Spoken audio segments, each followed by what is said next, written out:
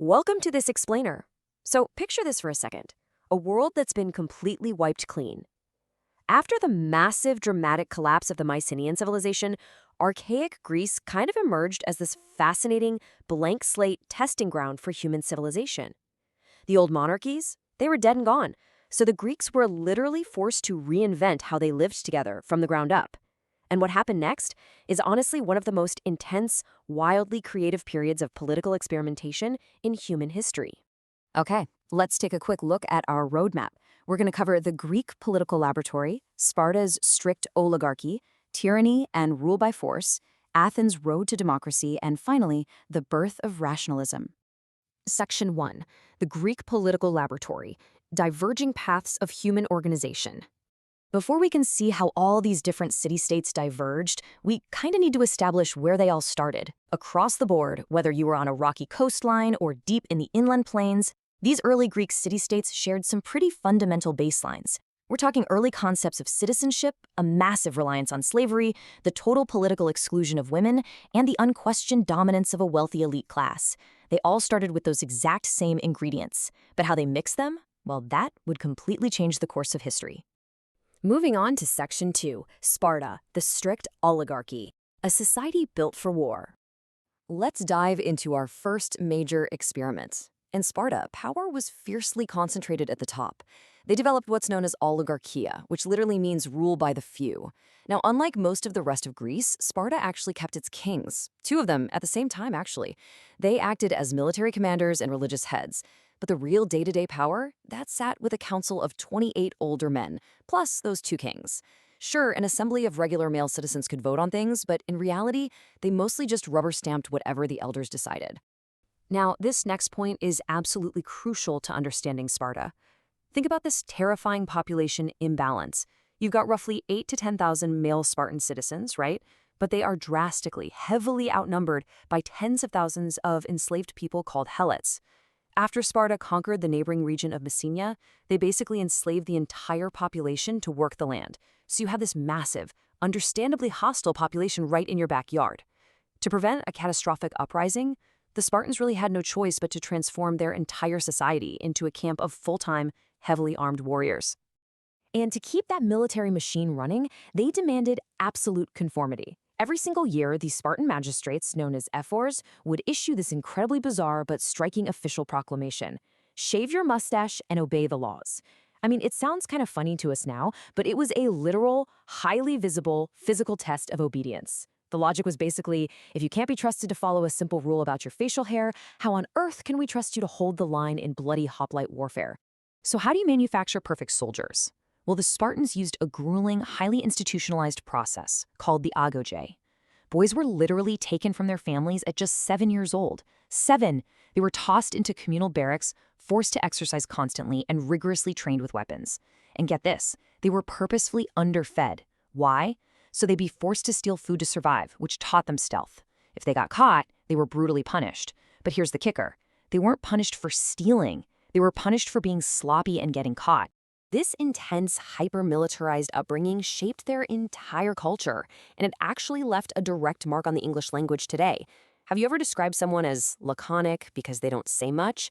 That word comes straight from Laconia, which is the geographic home region of the Spartans. Spartan boys literally weren't allowed to just chat or speak at will. They were engineered to be silent, stoic, and incredibly disciplined. All right, Section 3, Tyranny, rule by force, the populist autocracies. Next up in our laboratory is a totally different approach to governing. Now, when we hear the word tyrant today, we immediately picture a brutal, oppressive dictator, right? But the ancient Greek definition of tyrannos was actually quite different.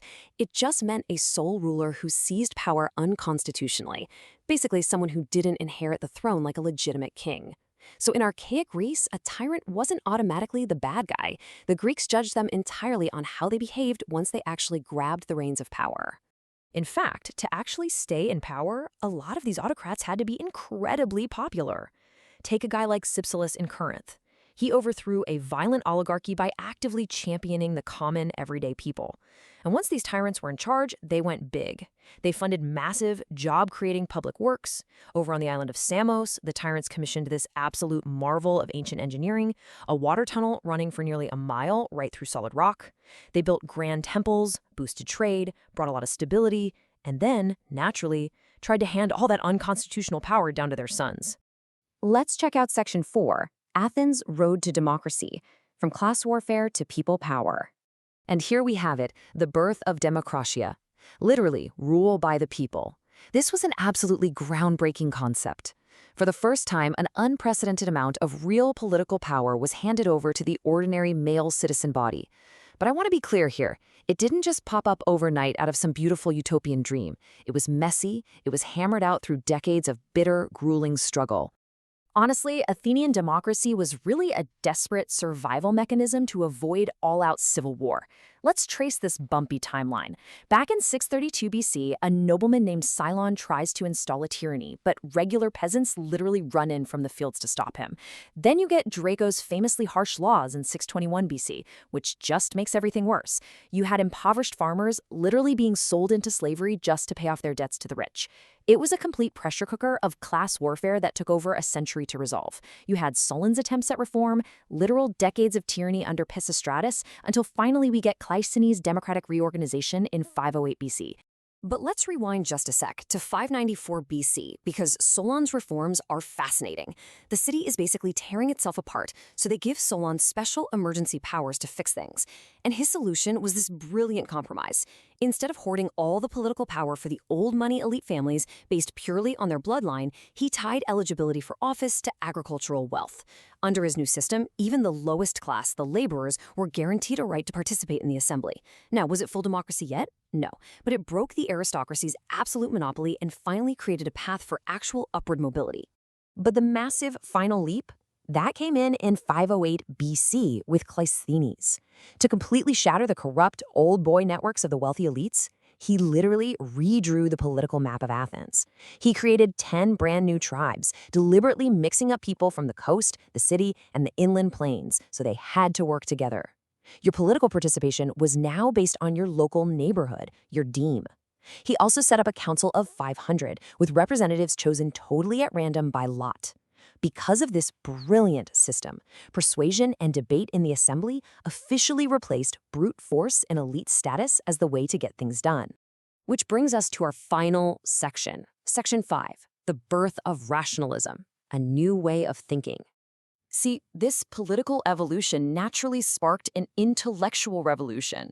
Just as Athenians were deciding that society should be run by logical debate rather than just the biggest guy with the sword, thinkers over in Ionia started applying that exact same logic to nature itself. They looked up at the stars and called the universe a cosmos. Cosmos literally means an orderly arrangement that is beautiful. Fun fact, it's actually where we get the modern word cosmetic. But the main point is they started seeing a universe that was predictable and structured, not chaotic. And guys, this was a massive, world-altering paradigm shift. For centuries, the traditional mythological view was that a sudden storm or a terrible disease was just the arbitrary, unpredictable whim of some angry god. But this new Ionian rationalism basically said, no, wait, the physical world is actually regulated by laws of nature. And if the universe is ordered, that means it's intelligible, it can be understood. And if it can be understood, then we as humans can figure it out using logic, evidence, and reason. It's amazing how perfectly this philosophical shift mirrored the new democratic ideal. Think about it. In a democratic assembly, you can't just boss people around. You have to persuade your peers with evidence and logic. And in this new science, you had to do the exact same thing to explain the natural world. Which leads us to a really profound question. If the universe is intelligible and governed by logic, rather than just divine magic, does that mean human beings are solely responsible for improving their own condition? Well, these ancient thinkers absolutely believed the answer was yes. I want to leave you with this incredibly powerful quote from the philosopher Xenophonus, because I think it perfectly captures the spirit of this entire era. He said, "The gods have not revealed all things from the beginning to mortals, but by seeking, human beings discover, in time, what is better." In that political laboratory, the Greeks realized their destiny was entirely in their own hands. But looking at our world today, with all our incredible technology and thousands of years of history, Are we still actively seeking what is better, or have we forgotten how to look? Thank you so much for joining me on this explainer.